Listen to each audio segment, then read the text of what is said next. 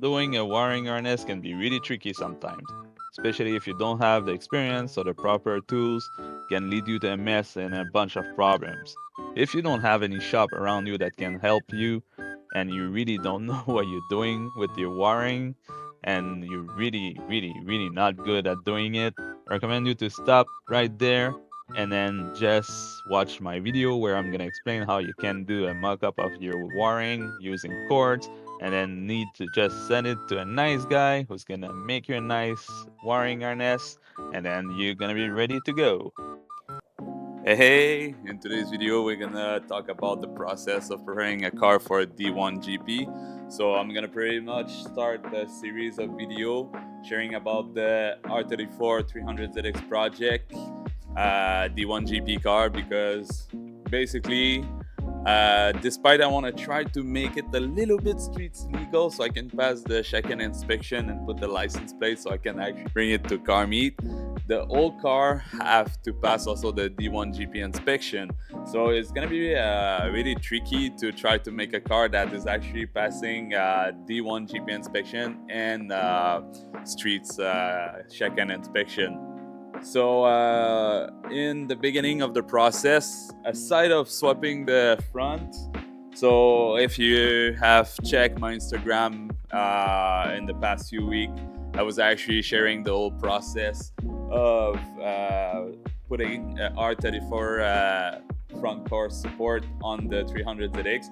It's not that fancy, you know. I would like to do a nice tubular chassis, but happened I had the old front clip of a R34, so I was like, nah, let's try to just weld some bracket and just sit the rad support, and I think it's fine, you know. It's worst case happen, maybe in the D1 competition I smash it and I have to redone anyway in the tubular, but for now I think it's a fine job.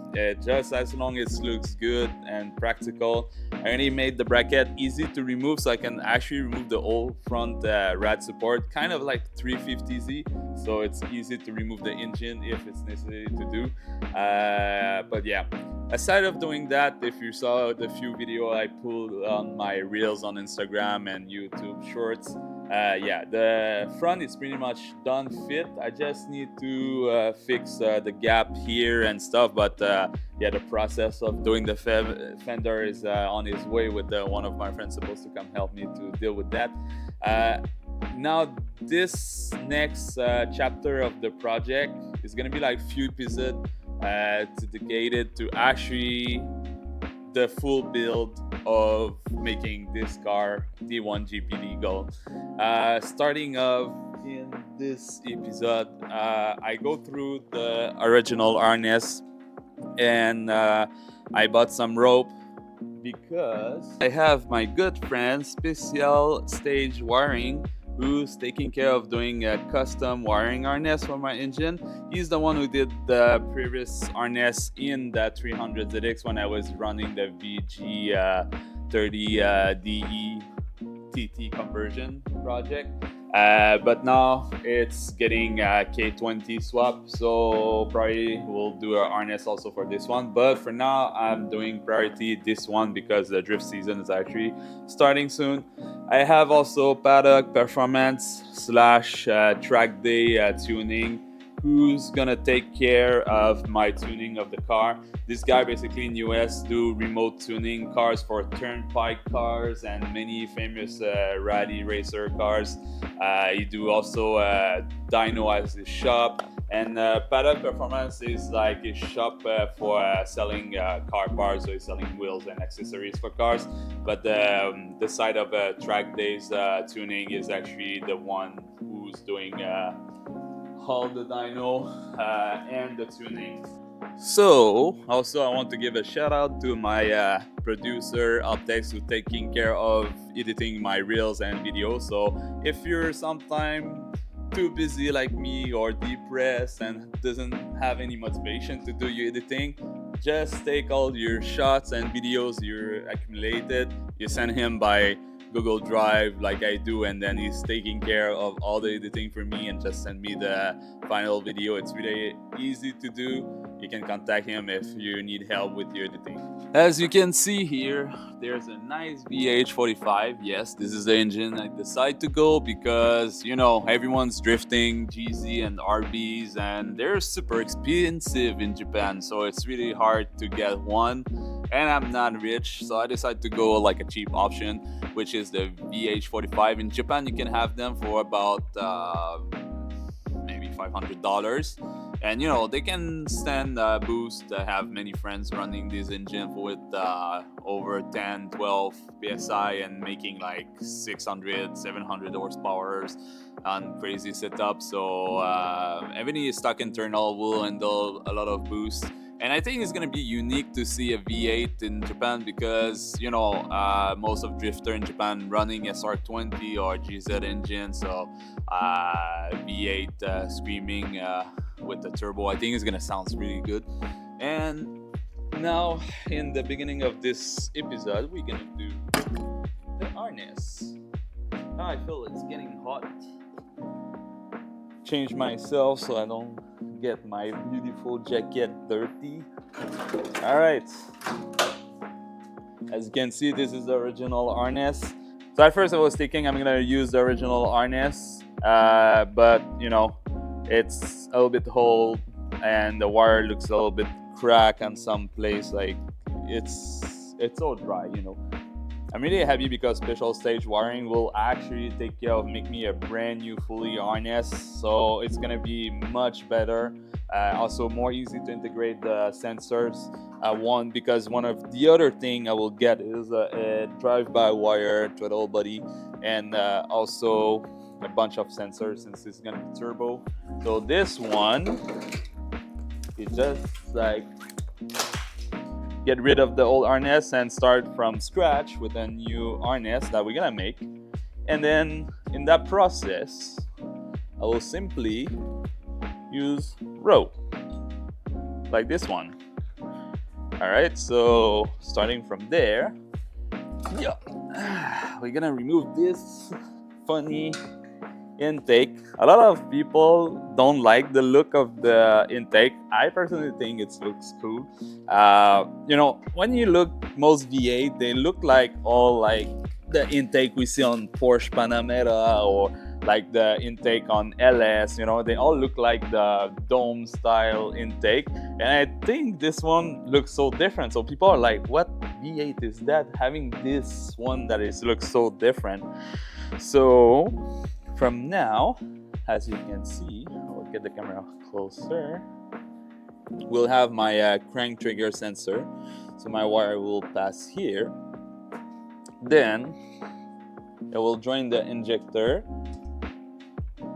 and then here we'll have my coil pack, and then I'll attach and join here since I have a cover. Where's the cover actually? Cover.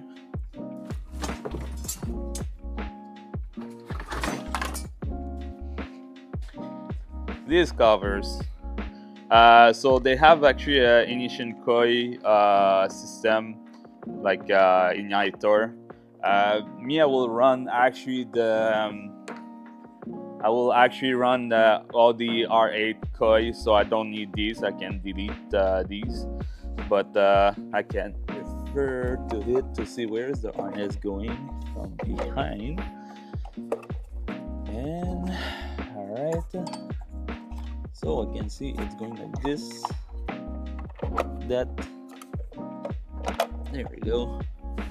Now I can see the harness sticking out here, so no problems.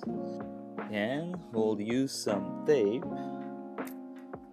to join the harness here.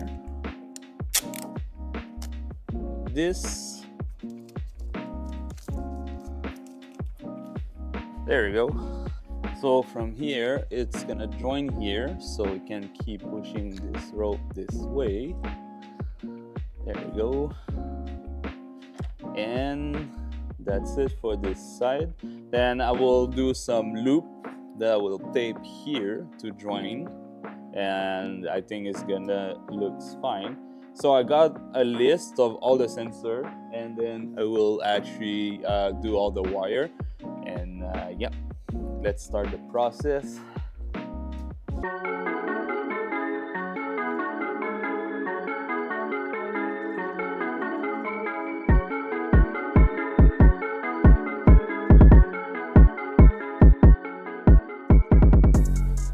Alright, as you can see, the harness is getting done. It's pretty much finished. Just few sensor. I still have to figure out where I'm gonna put them. But yeah, that's how you mock up a harness for your car. And then once it's done, you can send it to my best friend, Special Stage Wiring. It's gonna be the way to make your harness if you're not good. It's not that I'm not 100% bad doing harness. I actually like playing with wiring, but since it's a professional D1GP car that I'm building, I really want to have the harness to be perfect, so I have no problem when I'm setting my drift car later with the standalone, and my guys from Track Day Tuning do the tuning of the engine. So to have the best and having no wiring issue, it's gonna be better. I'm gonna run R8 coil pack, and I will have all sensors like EGT, wideband, fuel pressure sensors, and pretty much all the sensor that is good to have when you have a guy tuning your car remotely. I have every 2 knock sensor, one on each head. We'll have wideband, I think it's like a wide range type knock sensor. So yeah, it's gonna get pretty much everything to be sure the tuning is going well. And then yep, for now I will have the next step will to mark each cable, because I just cut everything, but now I will start taping each numbers and which one is which one. So let's jump into that one.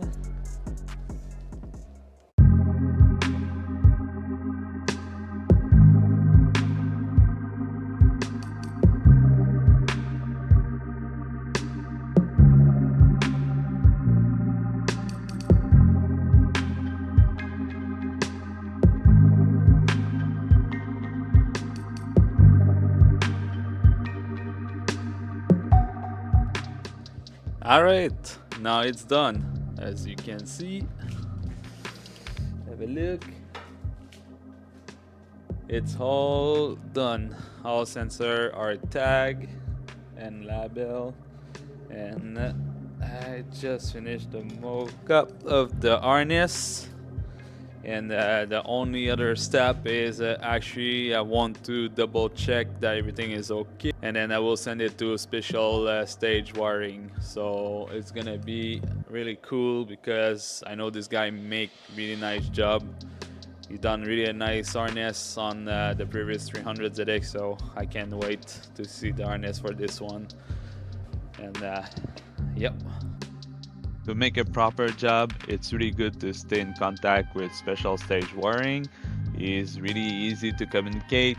Just have to make sure with him that all wire, all connectors, everything, all sensors are properly labeled and there. It's good to talk with him also if you have any concern. He will actually guide you. He take time with me to make sure that I cover every connectors and every sensor and everything. And then in some cases you might need some connectors that are specific for your car. Usually you will be able to get all of them, and then you worst case scenario just need to take few pictures to show to him which connector you have. Depend if, like in my case, I have like the Series 1 and Series 2 VH45, so there's few connectors, there's different between the two versions. So it's important to clarify those details with him, but it's a really easygoing process. So once it's done and good, you just gotta wrap your harness, put it in a box, and then ship that to Canada. Alright, so now I'm gonna send the wire to Special Stage Wiring. While he's doing that and I'm waiting for this, I'm gonna take care of the inside of the car. So I'm gonna remove all the rubber isolation inside in the next episode. So I'm really debating if I'm gonna use dry ice. I saw it's helping a lot to remove it. Let me know in the comment if you have some advice to give to me to strip down the metal, to strip down the rubbers. and yeah, we're gonna do a full racing interior, and that's gonna be in the next episode. So if you want to know how to build a D1GP car, then don't forget to subscribe to my channel, leave a like and a comment, it's really appreciated. And then until then, we're gonna see each other next time. Ciao.